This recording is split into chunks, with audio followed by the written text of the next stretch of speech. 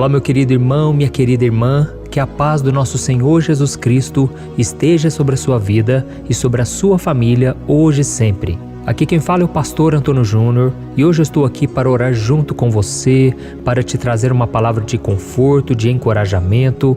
Então fique comigo até o final, porque eu creio que esse será um tempo maravilhoso, o momento em que nós vamos aquietar o nosso coração e nos voltar totalmente para o Senhor. E se você ainda não é inscrito no meu canal, se você é novo por aqui, clique no botão abaixo do vídeo, inscrever-se. E assim que você fizer isso, vai aparecer um sininho. É muito importante ativar esse sininho para que você receba todas as notificações sempre que eu colocar um vídeo novo. Eu não sei se você sabe, mas todos os dias, de segunda a segunda, às 5 horas da manhã, 4 horas da tarde e 8 horas da noite, nós temos formado aqui uma grande corrente de oração que tem se espalhado por todo o Brasil e até mesmo pessoas de fora. E meus irmãos, Deus tem feito grandes coisas, então venha caminhar junto conosco, amém? Eu não sei o que está se passando no seu coração agora. Pode ser alegria e paz, pode ser que você esteja cheio de sonhos, esperanças, ou talvez você está sentindo uma tristeza e uma solidão muito grandes. Talvez você esteja decepcionado com a sua vida, com as pessoas e até consigo mesmo. Mas eu estou gravando essa mensagem hoje para te dizer uma coisa: Deus te ama muito e Ele se importa com você. O mundo pode dizer ao contrário, as pessoas à sua volta podem não acreditar em você, mas você foi escolhido por Deus para ser um vencedor, para ter uma vida abundante e morar com Ele na eternidade. Jesus disse que o ladrão veio somente para roubar, matar e destruir, mas Ele veio para nos dar uma vida e uma vida em abundância. Então, meu querido irmão e minha irmã, não se contente com menos, porque você é muito importante para o Senhor. Ele tem o melhor para a sua vida e para que tudo isso fosse possível, Jesus veio ao mundo e mesmo sem pecar, Ele morreu naquela cruz por seus pecados e ressuscitou.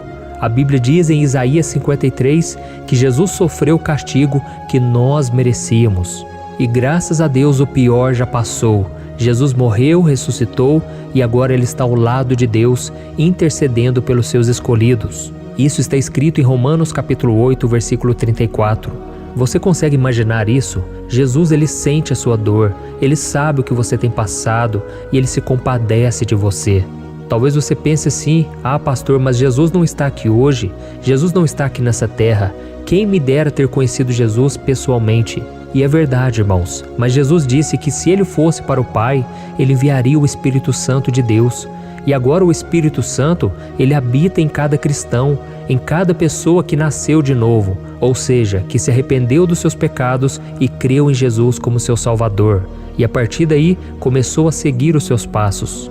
Então, meu irmão, saiba que se você já entregou sua vida para Jesus, você não está mais sozinho. Jesus disse que o Espírito Santo nos guiará em toda a verdade, Ele nos consolará, Ele será o nosso encorajador e Ele nos convencerá do pecado, fazendo com que cada dia mais a gente seja liberto das coisas deste mundo e do pecado.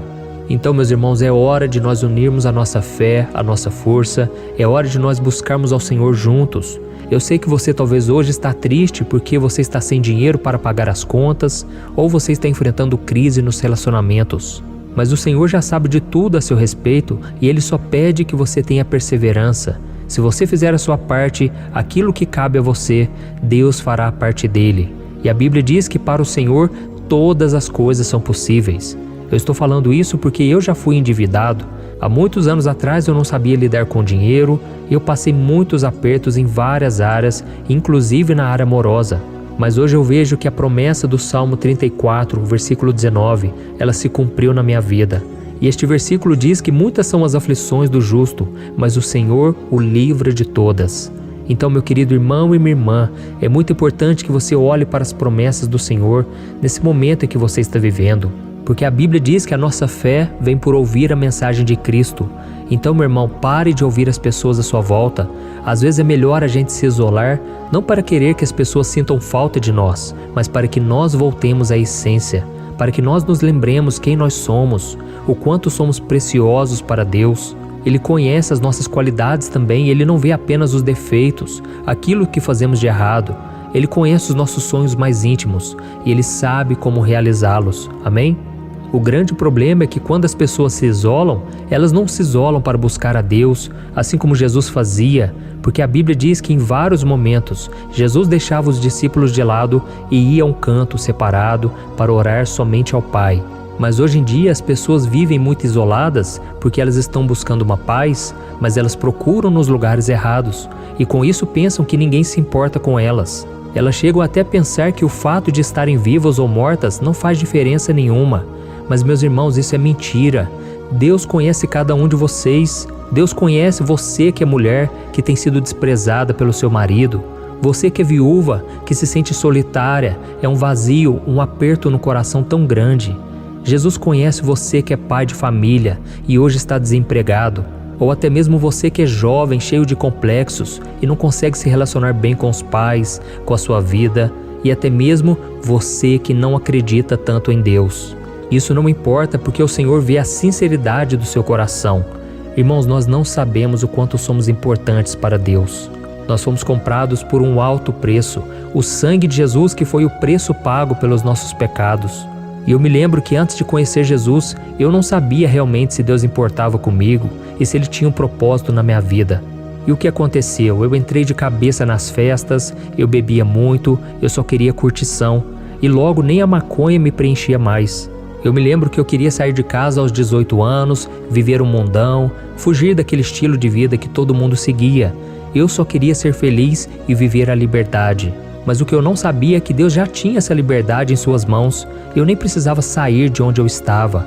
A resposta não estava nos meus planos ou no futuro que eu queria viver, mas sim em Jesus Cristo. Eu só precisava abrir o meu coração e aceitar o sacrifício que Ele fez por mim. Então, irmãos, eu comecei a procurá-lo na Bíblia e foi ali que eu encontrei a razão da minha existência. Tudo o que eu mais sonhava em ter, paz de espírito e a salvação, eu encontrei em Jesus. E já fazem quase 20 anos que Cristo mudou a minha vida e Ele me libertou dos vícios, da escravidão do pecado e eu jamais vou conseguir pagar o que Ele fez por mim. E hoje eu entendo o que significa graça. É um amor que eu jamais merecerei, mas Ele resolveu me dar de graça. E tudo o que eu fiz foi crer e confessar que Jesus é o meu Salvador, conforme está escrito em Romanos capítulo 10. E eu vou ler aqui para você e em seguida nós já vamos orar, tá bom? Está escrito assim: se você confessar com a sua boca que Jesus é Senhor e crer em seu coração que Deus o ressuscitou dentre os mortos, será salvo, pois com o coração se crê para a justiça e com a boca se confessa para a salvação. Como diz a Escritura, todo que nele confia jamais será envergonhado. Amém? Olha que promessa maravilhosa, irmãos. Se você também busca a paz verdadeira e um sentido para a sua vida, abra o seu coração agora e convide Jesus para ser o seu Salvador e o seu Senhor. Arrependa-se dos seus pecados e Ele vai apagar completamente o seu passado. Não importa como você viveu até hoje, Ele está te ouvindo e quer escrever o seu nome no livro da vida. Amém? Glória a Deus. Meus amados, agora é o momento da oração. É um momento muito importante porque essa é a única maneira que nós temos para falar com Deus. O Senhor pode falar conosco de várias formas, usando a Bíblia, usando as circunstâncias, as pessoas, mas nós só temos uma maneira de falarmos com Ele, através da oração. Então, se você puder, feche os seus olhos e eu quero orar junto com você. Senhor, meu Deus e meu Pai, eu quero te louvar e te agradecer, porque o Senhor tem sido bom. Aliás, o Senhor é bom, o Senhor é fiel em todas as circunstâncias. Deus, obrigado por mais um dia de vida, obrigado pela Tua palavra que nos alimenta a cada manhã, a cada noite, a cada dia. Ó Senhor, nós precisamos de Ti em todos os momentos. Senhor, se não fosse a Tua graça, as dores deste mundo seriam insuportáveis. Como diz a Tua palavra, se nós crermos com o coração e confessarmos com a boca que Jesus é o Senhor, nós seremos salvos. Oh, meu Deus, e nós cremos nessa promessa de que todo aquele que confia no Senhor jamais será envergonhado. Por isso, meu Pai, venha sobre nós neste momento, tira toda tristeza, preocupação, qualquer mágoa que a gente possa ter contra alguém. Senhor Jesus, entra no nosso coração, que não seja nós vivendo mais, mas o Senhor vivendo em nós. E que a mudança comece de dentro para fora. Oh, meu Pai, nós precisamos da Tua cura, do Teu milagre. Senhor, não nos deixe cair em tentação, mas livra-nos do mal, pois Teu é o reino, o poder e a glória para sempre. Oh, meu Pai, venha saciar o desejo da nossa alma. Quantas pessoas agora estão vazias, carentes, se entregando ao pecado, às coisas deste mundo, sendo que tudo isso é passageiro. Mas o Senhor mesmo disse que Tu tens a paz, uma paz que excede todo o entendimento e que este mundo não pode conhecer. Jesus, nós precisamos do Senhor. Que a porta que o Senhor vem abrir na vida dos meus irmãos, ninguém possa fechar, nem o diabo, nem as pessoas. Eu creio, meu Pai, que a bênção do Senhor está repousando sobre nós e que muitos vão contar o testemunho daquilo que o Senhor irá fazer. Senhor, perdoa os nossos pecados, as nossas falhas, as nossas dívidas. Ó Jesus, assim como temos perdoado os nossos devedores, essa pessoa que não consegue liberar o perdão, Jesus, derrama da Tua graça sobre ela. Capacita, Senhor, esta mulher, este homem.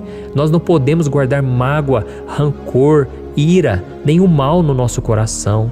Oh, Jesus, nos ajude, Senhor, a vivermos em santidade, a cumprirmos a vontade do Pai. E eu quero, Senhor, já Te agradecer, porque pela fé nós estamos recebendo as promessas do Senhor. Pela fé, os milagres estão acontecendo. O Senhor está trabalhando em nosso favor. Mesmo que nós não enxerguemos nenhuma mudança, nós vamos continuar confiando e acreditando que o Senhor tem o melhor para os seus filhos. Em nome de Jesus que eu oro e já Te agradeço. Amém. Glória a Deus.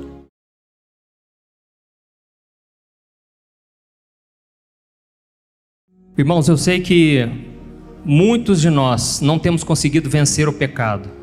Talvez você que está aqui nessa noite, você está se sentindo destruído por dentro, porque você deseja as coisas de Deus, você ama ao Senhor, mas você não consegue viver de um modo que agrada a Deus. O seu maior sonho é que você conseguisse andar na presença do Senhor em santidade, sem aquele sentimento de culpa, sem ter que fugir de Deus, como se fosse possível, né? Eu me lembro quando eu me converti, eu sofria muito com isso, e eu pensava, se eu pudesse ir para uma ilha deserta, ficar escondido lá, Deus não me achar, porque a sensação que eu tinha era essa, que Deus estava triste comigo, que Deus, uma hora ou outra, iria desistir da minha vida. Graças a Deus, eu me apropriei da fé em Jesus, e eu entendi que Deus nunca vai me abandonar. O próprio Cristo disse, as ovelhas que o Pai me dá, é para que eu nunca lance mão delas. Então, essa é uma mensagem difícil de se ouvir, mas vai trazer libertação para a sua vida. E hoje nós estamos vivendo uma época em que há muitas doutrinas de demônios. E eu vou te explicar que talvez aquilo que você acreditou até hoje, é isso que tem te prejudicado a ser liberto do pecado. A sua crença numa doutrina errada está te fazendo não ter força contra o pecado. Mas Jesus disse, a verdade vos libertará. Amém? Então hoje nós vamos ouvir a verdade da palavra de Deus. Na semana passada eu falei sobre Josué e hoje nós vamos começar falando de Moisés. Depois de 3 meses, irmãos, que eles foram libertos lá do Egito e eles então atravessaram o Mar Vermelho, a Bíblia diz que eles chegaram aos pés do Monte Sinai. E quando eles estavam ali, eles acamparam ali aos pés do Monte Sinai. E Moisés, ele subiu aquele monte. E a Bíblia diz que Deus falava com ele face a face. Foi um encontro maravilhoso. E eu quero ler com você Êxodo capítulo 19, versículo 1 ao versículo 6. Diz assim: no dia em que se completaram 3 meses que os israelitas haviam saído do Egito, chegaram ao deserto do Sinai. Depois de saírem de Refidim, entraram no deserto de Sinai e Israel acampou ali, diante do monte. Logo Moisés subiu ao monte para encontrar-se com Deus. E o Senhor o chamou do monte, dizendo: diga o seguinte aos descendentes de Jacó e declara aos israelitas: vocês viram o que eu fiz ao Egito e como transportei sobre asas de águias e os trouxe para junto de mim. Agora, se me obedecerem fielmente e guardarem a minha aliança, vocês serão o meu tesouro pessoal entre todas as nações. Embora toda a terra seja minha, vocês serão para mim um reino de sacerdotes e uma nação santa. Essas são as palavras que você dirá aos israelitas. Amém? Então, aqui nós vemos que Deus pediu para Moisés dar um recado para o povo. E qual era esse recado? Deus disse assim: Moisés, você vai dizer para o meu povo que eu quero um povo santo, uma nação santa, ou seja, separada das coisas, dos costumes do mundo, da cultura do mundo. Eu quero um povo separado para mim. E eles então serão o meu tesouro particular, serão um reino de sacerdotes. E aí, qual foi a reação do povo quando ouviu estas palavras? Olha o versículo 7 e o versículo 8. Moisés voltou, convocou as autoridades do povo e lhes expôs tudo que o Senhor havia mandado que ele falasse. O povo todo respondeu unânime: faremos tudo o que o Senhor ordenou. E Moisés levou ao Senhor a resposta do povo. Então aqui o povo imediatamente prometeu que eles iriam obedecer a Deus em todas as ordenanças, em todos os mandamentos que Deus desse para eles. Isso é muito importante a gente saber, irmãos, porque esse povo estava querendo realmente obedecer a Deus. Eles não estavam fingindo, eles estavam de todo o coração querendo obedecer ao Senhor. Então Deus deu uma instrução para eles se santificarem, porque Deus iria se apresentar e falar com Moisés mais vezes. Então a instrução começa no versículo 9 ao 19. Vamos ler juntos. Disse-lhe o Senhor a Moisés: virei a você numa densa nuvem, a fim de que o povo, ouvindo-me falar com você, passe a confiar sempre em você. Então Moisés relatou ao Senhor o que o povo lhe dissera. E o Senhor disse a Moisés: vá ao povo e consagre-o hoje e amanhã. Eles deverão lavar as suas vestes e estar prontos no terceiro dia, porque nesse dia o Senhor descerá sobre o monte Sinai à vista de todo o povo. Estabeleça limites em torno do monte e diga ao povo: tenha o cuidado de não subir ao monte e de não tocar na sua base. Quem tocar no monte certamente será morto, será apedrejado ou morto a flechadas. Ninguém deverá tocá-lo com a mão, seja homem, seja animal, não viverá. Somente quando a corneta soar um toque longo, eles poderão subir ao monte. Tendo Moisés descido do monte, consagrou o povo e eles lavaram as suas vestes. Disse ele então ao povo: preparem-se para o terceiro dia e até lá não se acheguem a uma mulher. Ao amanhecer do terceiro dia, houve trovões e raios. Uma densa nuvem cobriu o monte e uma trombeta ressoou fortemente.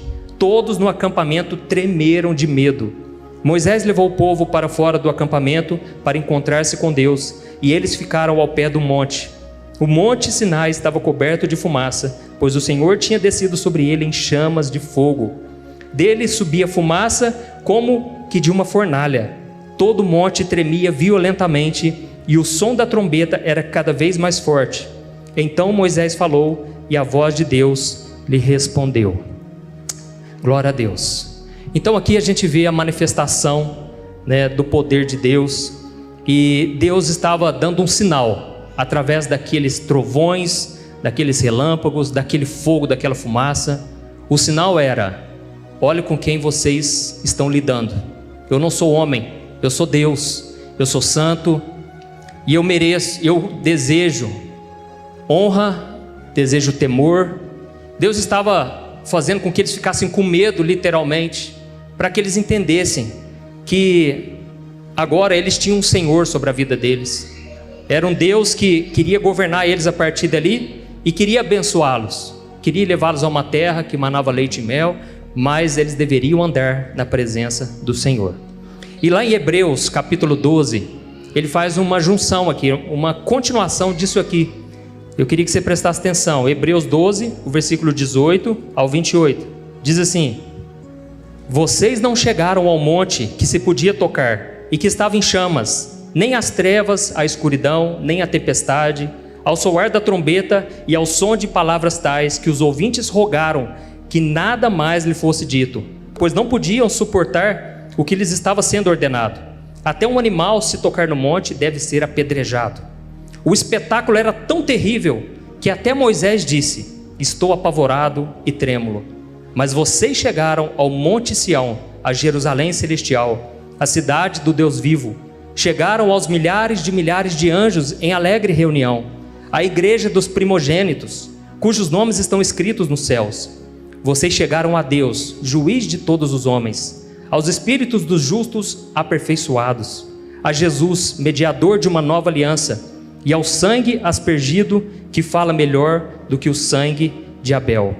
Cuidado, não rejeitem aquele que fala. Se os que se recusaram a ouvir aquele que os advertia na terra não escaparam, quanto mais nós, se nos desviarmos daquele que nos adverte dos céus? Aquele cuja voz outrora abalou a terra, agora promete: ainda uma vez abalarei não apenas a terra, mas também o céu. As palavras ainda uma vez indicam a remoção do que pode ser abalado, isto é, coisas criadas, de forma que permaneça o que não pode ser abalado. Portanto, já que estamos recebendo um reino inabalável, sejamos agradecidos e assim adoremos a Deus de modo aceitável, com reverência e temor, pois o nosso Deus é fogo consumidor.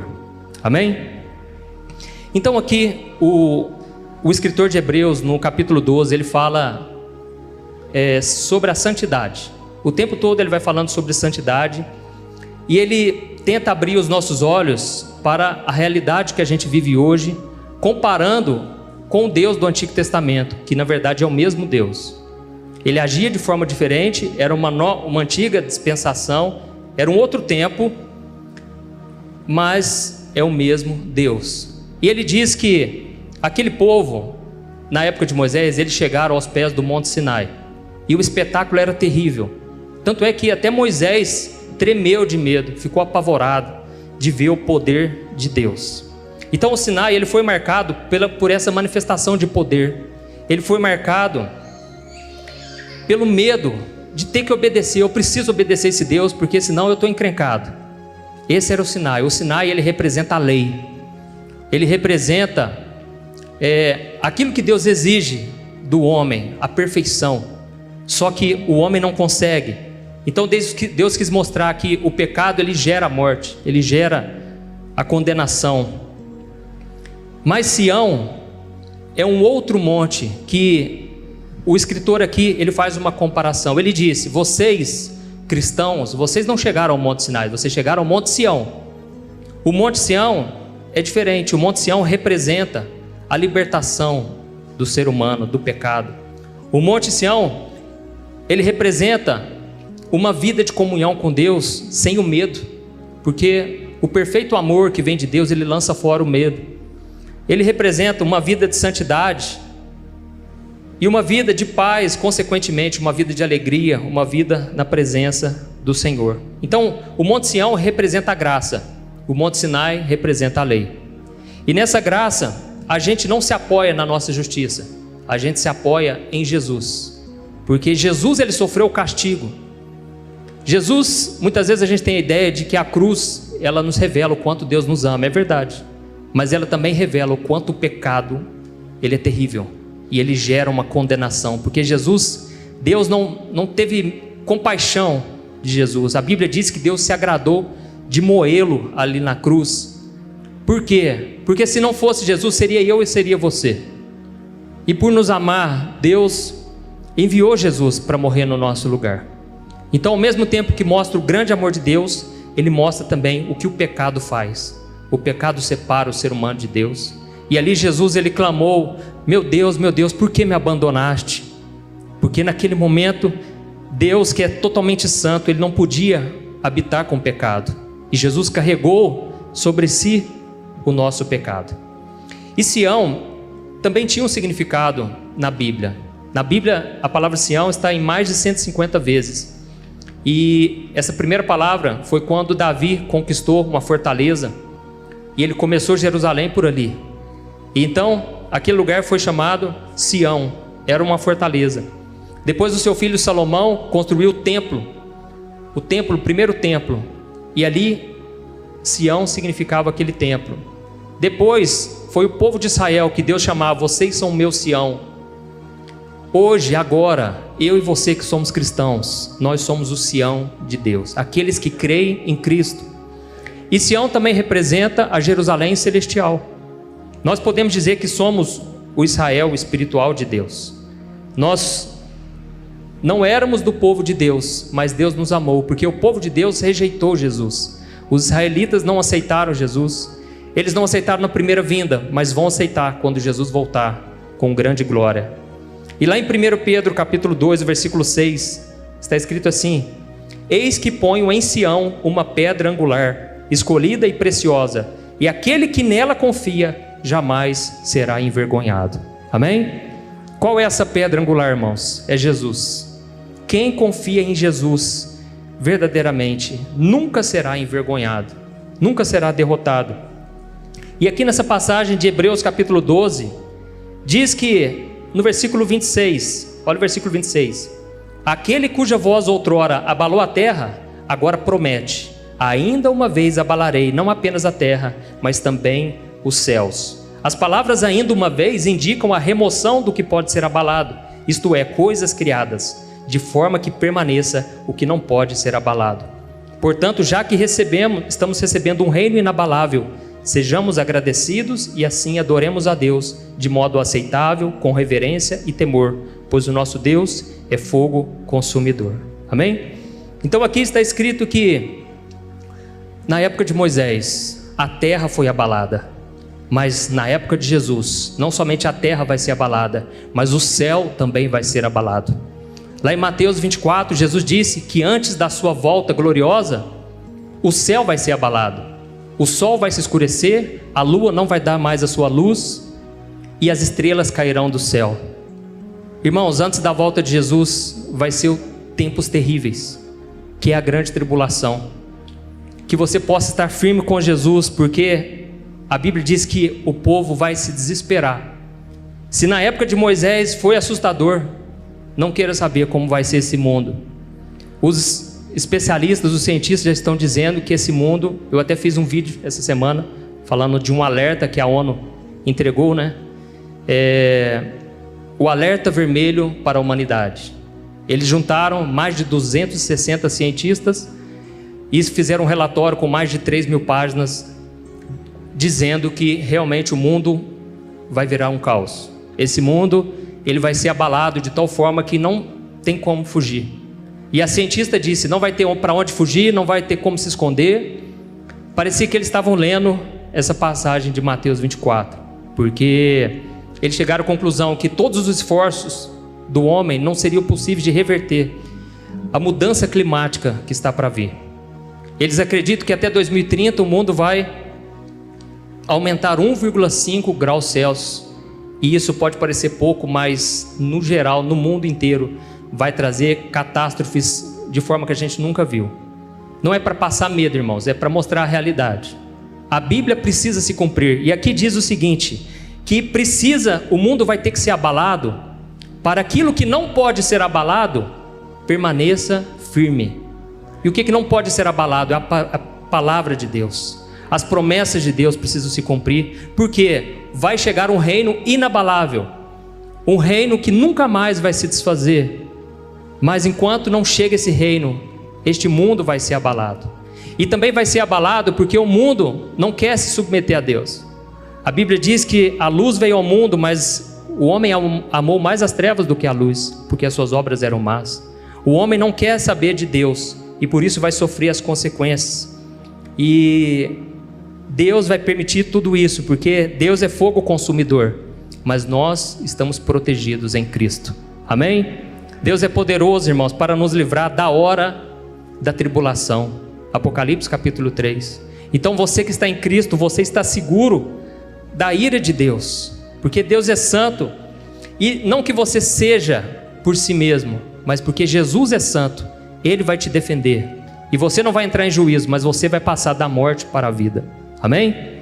Então, talvez você pense assim, mas eu não consigo, eu sei que é bonito, eu sei que essa mensagem é verdadeira, mas eu vou voltar para casa, eu já sei como é que vai ser, eu vou continuar falhando com Deus.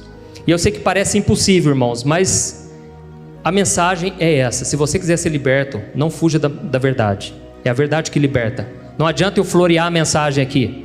A mensagem é essa: sem santidade ninguém verá a Deus. Olha o que está escrito lá em 1 Pedro. Vai um pouco para frente aí, 1 Pedro capítulo 1, o versículo 14 ao 16. 1 Pedro 1, 14 ao 16. Como filhos obedientes, não se deixem amoldar pelos maus desejos de outrora, quando viviam na ignorância.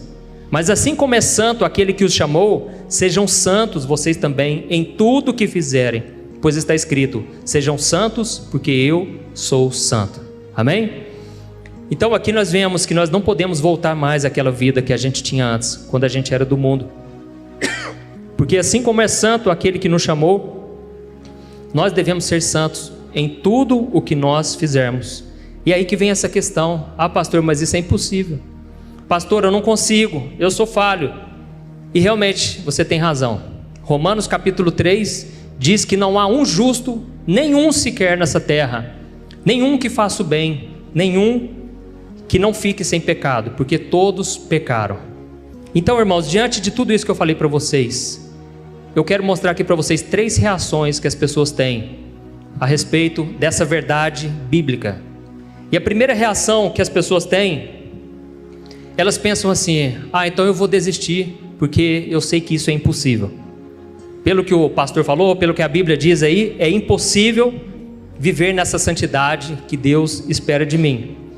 Irmão, sabe quando você vê uma pessoa, às vezes no jornal, às vezes num site, é uma pessoa que cometeu aquele crime absurdo, a pessoa que cometeu um estupro, uma pedofilia, uma prostituição, uma pessoa que fez coisas absurdas que a sociedade jamais aceitaria e jamais vai aceitar. E você pensa assim: nossa, como que a pessoa chegou nesse ponto, né? Aí você ouve alguém dando entrevista e a pessoa fala: nossa, mas era uma pessoa tão boa, uma pessoa aqui na igreja. Esses dias, não sei se você viu uma matéria de um menino, ia na igreja, os pais também, os pais firmes com Deus, né? O menino com certeza não, mas ia com os pais, e de repente ele assassinou os 2 pais a facadas. E ele escreveu assim na sua casa um versículo que está lá em Apocalipse capítulo 12, que diz assim: que o diabo está furioso porque pouco tempo lhe resta.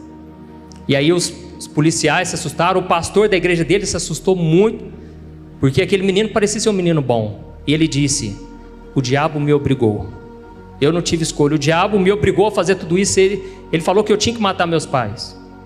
Irmãos, assim é o ser humano longe de Deus, um homem que não tem limites. Então, essa mesma pergunta que você faz, como que a pessoa chegou nesse ponto, é a mesma pergunta que você pode fazer para o povo de Israel. Porque a Bíblia diz que naquela época de Moisés, eles ficaram durante 6 dias vendo aquele poder de Deus sendo manifestado. Eles deveriam morrer de medo, de querer fazer alguma coisa errada. Mas depois de 40 dias, irmãos, eles foram do céu ao inferno. Aquele povo se cansou de esperar por Moisés, enquanto Moisés recebia as tábuas dos 10 mandamentos. E ao mesmo tempo eles pensaram: gente, como é que nós vamos dar conta de ser santo, assim como Moisés entregou para nós o recado de Deus? É impossível nós vivermos desse jeito. Vamos fazer o seguinte: vamos para a festa, vamos curtir. E a Bíblia diz então que eles fizeram um bezerro de ouro, eles fizeram uma orgia daquela que você não queira ver. Todo o povo entrou na dança, começaram a dançar pelados, irmãos. Imagina a promiscuidade. Aquele povo não somente fez isso, mas eles tinham a carta branca do irmão mais velho de Moisés, de Arão. Ele é o porta-voz de Moisés. E Arão deixou: pode fazer, gente, porque eu também, eu tô nessa mesma questão de vocês, eu não vou dar conta, é impossível. Então, irmãos, quando nós pensamos dessa maneira, é aí que a gente se afunda no pecado. Se você tem essa mentalidade, é impossível, você se afunda no pecado. Esses dias eu estava conversando com uma pessoa, e ela estava falando, nós estávamos conversando sobre Jesus, e Jesus falou umas palavras muito difíceis de ouvir. Ele falou: se o teu olho te faz pecar, arranca o teu olho; se a tua mão te faz pecar, arranca a tua mão. Palavras muito difíceis de se ouvir. E aí ele falou: não, Jesus não quis dizer isso, Jesus quis dizer de outra maneira. E ele foi floreando de uma maneira, irmãos, que até dá para acreditar. Eu confesso que eu fiquei meio abalado assim, falei: nossa. Ele disse que Jesus disse daquela forma tão dura, porque ele queria quebrar o orgulho dos fariseus. Aquela mensagem foi voltada para os fariseus e tinha toda uma história ali, né? Só que essa pessoa que me falou isso, eu conheço ela, e ela não consegue vencer algumas áreas, e já faz muitos anos, e ela não sai daquilo. E quando eu fui embora para casa, eu fiquei encucado com aquilo. O Espírito Santo falou para mim: doutrina de demônios. Essa doutrina, irmãos, é de demônio. Dizer que nós não precisamos seguir assim tão firmemente como Jesus falou. Não precisamos ser tão radicais assim. Isso é enviado do inferno para destruir a igreja. Porque a igreja sem santidade é uma igreja fraca, derrotada. E naquele momento, eu me lembrei, porque quando eu me converti, o meu primo, ele pegava muito no meu pé, e eu agradeço ele até hoje. Porque eu fazia coisa errada, e ele ficava sabendo, e ele ia lá, me chamava na casa dele, puxava minha orelha, mostrava o que a Bíblia dizia. E aquilo, irmãos, me dava uma sensação de impotência. Mas teve uma noite que ele puxou tanto a minha orelha, porque eu me converti, mas eu não abandonava as coisas do mundo, irmãos. E aí não sei quem falou, né, que eu estava andando sem camiseta aqui na cidade. E eu tinha costume de andar para a rua sem camiseta. Para mim era uma coisa normal. Nossa, meu primo ficou sabendo, desceu a lenha. E eu pensei, nossa, mas então é assim que tem que ser, eu vou ter que ser tão assim rigoroso, né? Nossa, mas eu achava que podia servir a Deus assim, de uma maneira mais leve. E aí, aquilo mexeu tanto comigo, irmãos. Eu saí de lá frustrado. E eu pensei, eu não sirvo para ser crente. Eu não dou conta. Mas, irmãos, aquela frustração fez gerar em mim um desejo de mudança. E eu fui para a presença de Deus e eu orei, irmãos, aquela noite toda, até dormir. E a minha oração era, falei, Deus, se o Senhor não me mudar, eu não consigo. Se o Senhor não tirar os pecados da minha vida, eu não consigo me libertar. Mas, Senhor, o Senhor sabe, eu não quero sair da Tua presença, eu não quero desviar. Irmãos, a partir daquele dia, eu recebi a força que eu precisava. Irmãos, eu me submeti à graça de Deus, porque a lei do Antigo Testamento, ela te mostra o pecado, mas ela não te mostra a saída. Ela não te dá força para vencer o pecado. E o fato do povo de Israel cair tantas vezes no Antigo Testamento é por causa disso, porque a lei não tem o poder de trazer vida. A letra só mata. A letra, quando você lê ela, você morre, porque você reconhece ali o seu pecado. Mas Jesus, Ele nos dá vida, e nós fazemos parte dessa nova aliança, amém? E foi naquele momento que Jesus entrou na minha vida, e a minha vida nunca mais foi a mesma. Mas você precisa passar por esse momento, por esse vale, né, que Jacó passou, o vale de Jaboque. Ele passou sozinho, ele e Deus. Jacó era um enganador, um homem de um caráter que não agradava a Deus, fugindo do seu irmão, vivendo uma vida derrotada. Ele era dono da herança, porque ele roubou do seu irmão a herança, mas ele não desfrutava dessa herança. Irmãos, quantos hoje estão com Cristo, têm a herança conquistada por Jesus, mas não vivem essa vida que Jesus veio para nos dar? Jesus disse, o ladrão veio para roubar, matar e destruir, mas eu vim para que vocês tenham vida em abundância. Irmãos, é triste ver que grande parte das pessoas não vivem essa vida maravilhosa que a gente lê nos evangelhos. Eles não conseguem viver. Por quê? Porque ainda não chegaram esse momento de confronto, de deixar Deus ser Deus, de deixar Deus ganhar essa batalha, e você parar de ficar lutando. Então, a primeira coisa que você tem que entender é que é possível. Tudo posso naquele que me fortalece. Amém? A segunda reação que as pessoas têm é o seguinte: então eu vou me esforçar ao máximo. Pastor, eu gostei muito da sua mensagem. Nossa, você explicou de um jeito tão claro. A partir de hoje, pode contar aí, pastor. Hoje eu vou me esforçar. Vixe, amanhã eu vou sair do culto aqui, não vou nem fazer coisa errada. Na verdade, eu já estava até querendo fazer coisa errada. Vou cancelar, não vou fazer mais, não vou sair com meus amigos, não vou ficar ali, né, fazendo coisa errada com a minha namorada, com o meu namorado. Eu vou andar em santidade. Irmãos, esse tipo de gente sofre muito. Quanto sofrimento por a pessoa tentar se esforçar e não conseguir sair dessa vida. Irmãos, eu falo isso porque eu já sofri muito. Todo mundo já sofreu, né? Tenho certeza. A gente se esforça, a gente vai bem. Dura uma semana. Aí depois a gente está aqui na igreja. Agora não pode fazer apelo, né? Mas nos apelos, estava em todos os apelos. Porque você deseja as coisas de Deus. O próprio Paulo, ele percebeu na vida dele. As coisas boas que Deus quer que eu faça, eu não consigo, mas muitas vezes eu não faço. Eu não faço, mas graças a Deus, porque Jesus me dá a vitória. Mas Paulo passou por isso. E lá em Romanos capítulo 10, do versículo 1 ao versículo 4, ele disse assim: irmãos, o desejo do meu coração e a minha oração a Deus pelos israelitas é que eles sejam salvos. Posso testemunhar que eles têm zelo por Deus, mas o seu zelo não se baseia no conhecimento. Porquanto, ignorando a justiça que vem de Deus e procurando estabelecer a sua própria, não se submeteram à justiça de Deus, porque o fim da lei é Cristo, para a justificação de todo o que crê. Amém? Então aqui ele disse, olha irmãos, eu estou orando, eu estou pedindo a Deus para poder falar com esse povo, porque o meu desejo é que esse povo seja livre. Esse povo, eles ignoram a justiça de Deus revelada em Jesus, e eles tentam estabelecer a própria justiça deles. Isso não salva ninguém. Tem muita gente boa que não vai ser salva, porque está se apoiando na sua própria justiça. E a Bíblia diz que a salvação não é pelos nossos méritos, por aquilo de bom que a gente faz, mas é por aquilo que Cristo fez por nós. Então ele disse, olha, o fim da lei é Cristo. O que ele quis dizer? O propósito da lei é apontar para Jesus. O objetivo da lei é mostrar Cristo. É você olhar para esses 10 mandamentos e para tudo que Deus pedia no Antigo Testamento, você olhar e você pensa, nossa, estou encrencado. E aí você coloca uma fé em algo que está acima da lei. Você coloca a sua fé em Deus e você fala, Deus, é só o Senhor pode me salvar. Naquela época não tinha Jesus, mas a Bíblia diz que Abraão, ele foi o primeiro a ser justificado, porque ele creu. Ele creu que não seria a lei que o salvaria, mas seria a misericórdia de Deus. E o próprio Davi falou, Senhor, eu já entendi, o Senhor não quer que eu fique matando animais para cobrir o meu pecado, eu já entendi. O Senhor deseja graça e misericórdia. O Senhor deseja um coração quebrantado.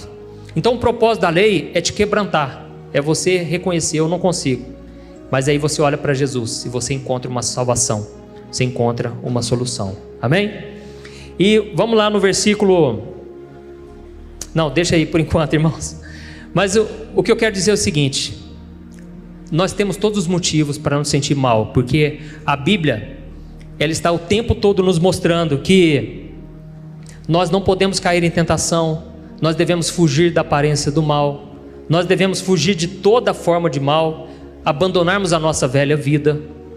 E isso soa dentro de nós um desejo da gente querer resolver tudo sozinho. A gente começa a achar que a responsabilidade então é toda nossa. E é aí que vem essa reação. A pessoa, ela começa a lutar para ela não mentir, para não olhar para aquela mulher, começa a lutar para não adulterar, lutar para não se masturbar, para não ter relação, para não roubar, para todo tipo de pecado. E nessa luta, algumas pessoas começam a se isolar do mundo. Uma vez um moço disse, pastor, quebrei meu computador. Eu falei, como assim, cara? Por que você quebrou? Pastor, eu estava preso na pornografia, eu não consegui vencer, pastor. Eu falei, irmão, não é o computador. Se você tiver um celular na sua mão, você vai fazer a mesma coisa.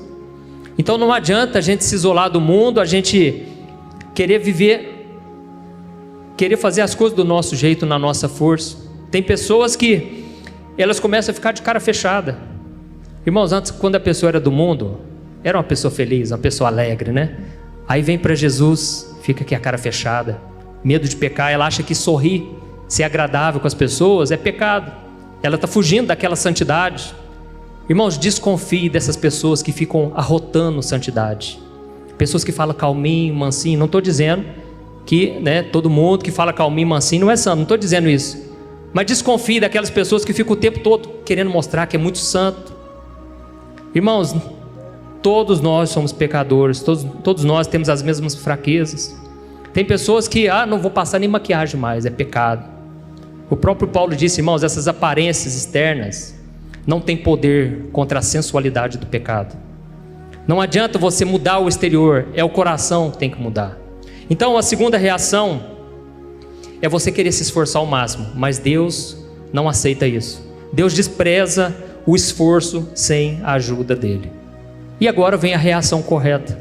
A terceira reação que as pessoas têm é você chegar à conclusão que você não consegue, e aí você vai deixar Jesus viver em você. Cristo vive em mim. Esse tem que ser o nosso lema, porque Jesus é santo. Jesus, ele venceu naquelas áreas que você não tinha vencido. A Bíblia diz que Eva, ela caiu em tentação num jardim, e Jesus venceu a tentação no deserto. Então não é nem o lugar que faz a diferença, não é o lugar que nos faz pecar, Porque Jesus venceu a tentação no deserto. Nós não temos desculpas, irmãos, mas nós temos que reconhecer que é só Jesus que pode nos dar essa vida e abundância. Eu queria que você fosse comigo, volta algumas páginas, Romanos capítulo 3, o versículo 21 ao versículo 24, diz assim: mas agora se manifestou uma justiça que provém de Deus, independente da lei, da qual testemunham a lei e os profetas. Justiça de Deus, mediante a fé em Jesus Cristo, para todos os que creem. Não há distinção, pois todos pecaram e estão destituídos da glória de Deus, sendo justificados gratuitamente por sua graça, por meio da redenção que há em Cristo Jesus. Amém? Então, irmãos, Deus já deu a solução para que você não passe a sua vida se sentindo culpado, aceitando as acusações do diabo, para que você possa ter uma segurança. Irmãos, se nós não tivermos segurança de que nada vai nos separar do amor de Deus, a nossa vida vai virar um caos.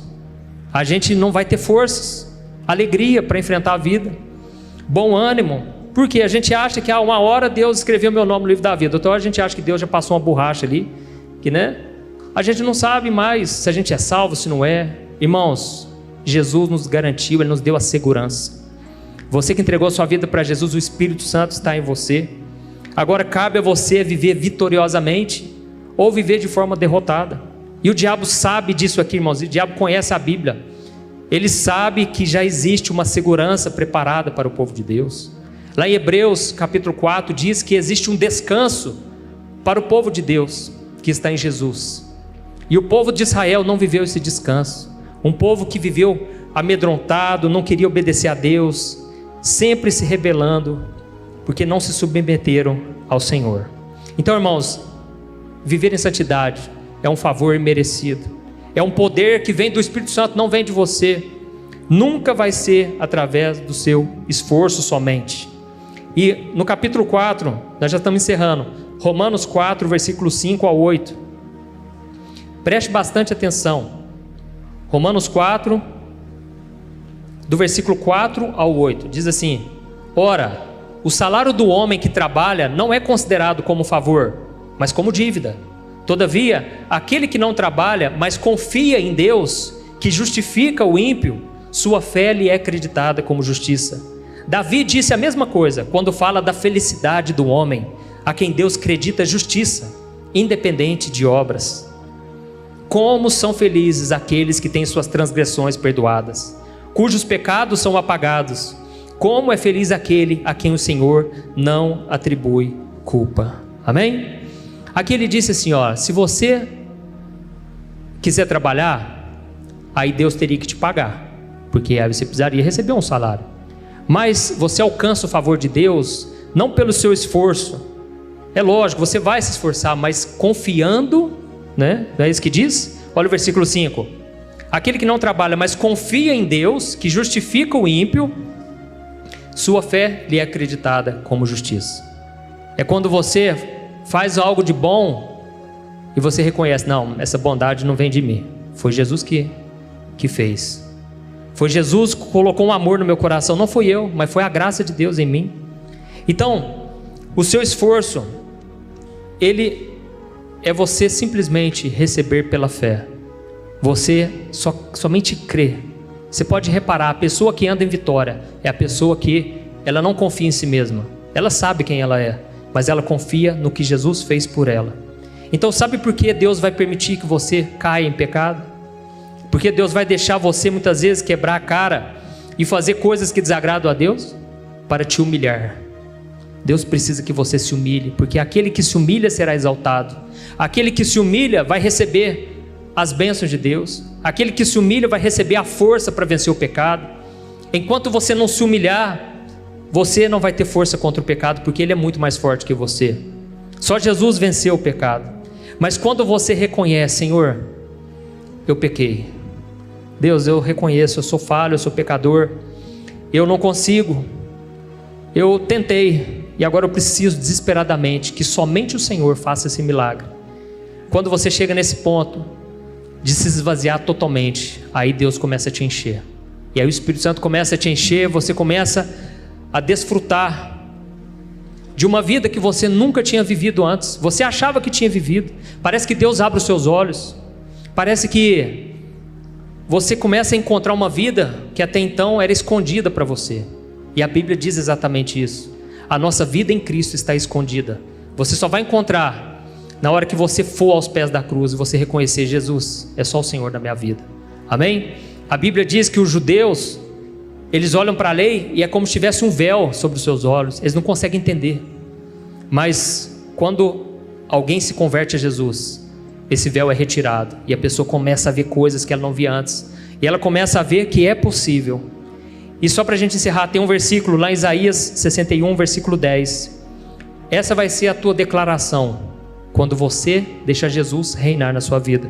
Está escrito assim: é grande o meu prazer no Senhor, regozija-se a minha alma em meu Deus, pois Ele me vestiu com as vestes da salvação, e sobre mim pôs o manto da justiça, qual noivo que adorna a cabeça como um sacerdote, qual noiva que se enfeita com joias. Amém? Irmãos, grande vai ser a tua alegria no dia que você começar uma nova caminhada com Cristo, e pode começar hoje. Eu sei que você já conhece a palavra, mas há muito tempo você vem patinando e não consegue vencer certos pecados. Mas com a ajuda de Cristo você vai vencer. Glória a Deus. Eu queria que você ficasse em pé e nós vamos orar. Talvez o fato de você não ter conseguido vencer o pecado é porque você estava crendo, você já tinha falado aqui na sua mente: ó, eu não consigo, é impossível, eu vou desistir.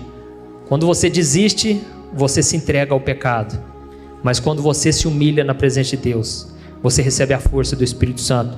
Você vai continuar caindo, você vai pecar, mas uma coisa é você pecar, outra coisa é se tornar escravo do pecado. E a Bíblia diz: não volte mais a um jugo de escravidão. Se você pecou, você tem um advogado, peça perdão, e Jesus vai te purificar. A palavra de Deus vai te purificar através do sangue de Jesus. Você ficará novo em folha. Então Jesus falou assim para os discípulos: olha, eu preciso lavar vocês, lavar os pés de vocês, porque a Bíblia mostra que enquanto caminhamos neste mundo, nós nos sujamos. Não tem como ficar neste mundo sem pecar. E Jesus falou: eu preciso lavar os pés de vocês. E Pedro falou: Jesus, de maneira alguma você vai lavar meus pés. E Jesus falou: ó, se eu não lavar seus pés, você não vai ter parte comigo. E Pedro naquela hora desesperou e falou: Jesus, então lava minha cabeça, lava o meu pé, lava tudo, porque o que eu quero é o Senhor. Mas Jesus falou: eu preciso te lavar, então deixa eu lavar seus pés. Ou seja, esteja sempre se arrependendo, indo para a presença de Jesus, e Ele vai purificar seu coração das sujeiras deste mundo. E nunca desista, nunca deixe o inimigo colocar mentiras na sua mente. Você é mais que vencedor.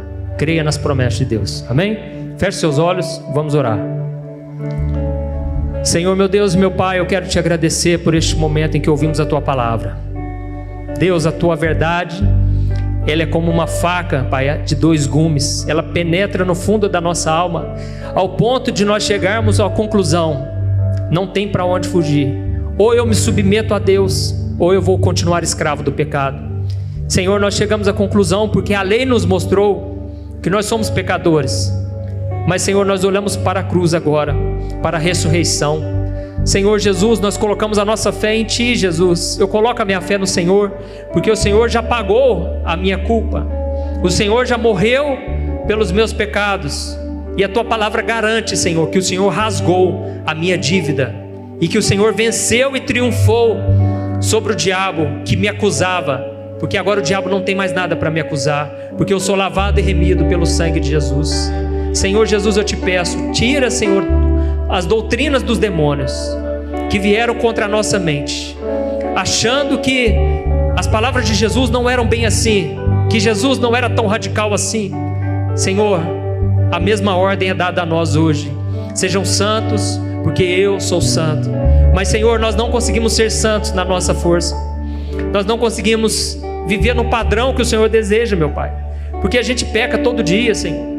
Mas nós estamos agora, Senhor, entrando na justiça do Senhor, essa justiça que foi revelada em Jesus. E nós te pedimos, Jesus, que nós possamos estar contigo todos os dias. Lava os nossos pés, Jesus, lava o nosso coração, Limpa-nos, Senhor, das impurezas deste mundo, Pai. Nós estamos reconhecendo aqui que nós erramos de novo, pecamos de novo, mas Jesus, nós vamos sair daqui lavados pelo sangue de Jesus. As nossas vestes serão vestes de salvação e não mais de vergonha, de culpa. Nós seremos vitoriosos a partir de hoje. E nos ajude, Senhor, a manter firme a nossa confissão de fé, olhando para o autor e consumador da nossa vida. Em nome de Jesus, Senhor, fica conosco hoje e sempre. Amém. Glória a Deus. Deus te abençoe, que a verdade te liberte cada dia. Amém?